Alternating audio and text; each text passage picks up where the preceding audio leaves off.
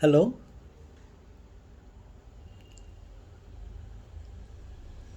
உடன்பிறப்புகளே, காலை வணக்கம்.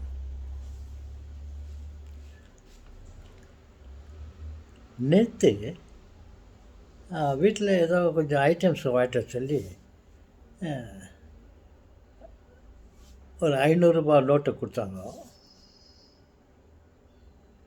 சரிதான் சொல்லிட்டு ஒரு சின்ன லிஸ்ட்டு தான். அதை போய்ட்டு அது தலை வாங்கினாக்கா அந்த 500 ரூபா காலி. 500 rupees. அப்புறம் நான் வேறு ஏதாவது வாங்கலான்னு பார்த்தா காசு இல்லை, 500 ரூபா காலி. என்னடா இது, பார்த்தாக்கா ஒரு 2-3 ஐட்டம் கூட வாங்கல, 500 ரூபா அப்படின்ட்டு யோசிச்சிருந்தேன்.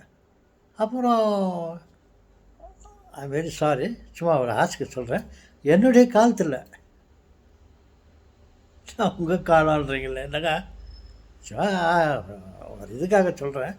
என்னுடைய நான் சிறு வயதில் இருக்கும்போது 5 ரூபா நோட்டு ஒரு முறை நான் செலவு பண்ணேன். அதுவும் செலவாகிடுச்சு சின்னத்தில். அது எனக்கு மட்டும் பெருசாக தெரியல. அந்த 5 ரூபா எல்லாருக்கும் அது பெரிய அமௌண்ட்டா, 5 rupeesனாக்கா அது பெரிய அமௌண்ட். அது அது அதை வச்சுன்னு ஒரு பாட்டே பாடிக்கிறாங்க. என்ன பாட்டுனா, 5 ரூபா நோட்டு கொஞ்சம் முன்ன மாற்றி மிச்சமில்லை, காசு மிச்சமில்லை. 5 ரூபா நோட்டை இப்போ கொஞ்சம் முன்ன மாற்றி மிச்சமில்லை, காசு மிச்சமில்லைன்னு. இப்போ என்னடானாக்கா 500 ரூபா நோட்டை கொஞ்ச நேரத்தில் சில ஐட்டம்ஸ் வாங்கினாக்கா காலி. பாருங்கள், மணி வேல்யூ எப்படி ஆயிடுச்சுல்ல.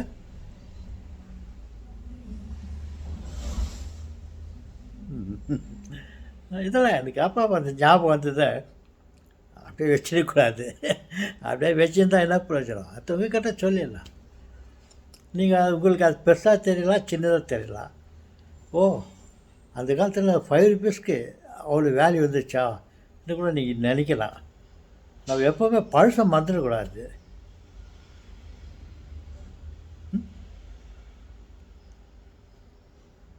வணக்கம்.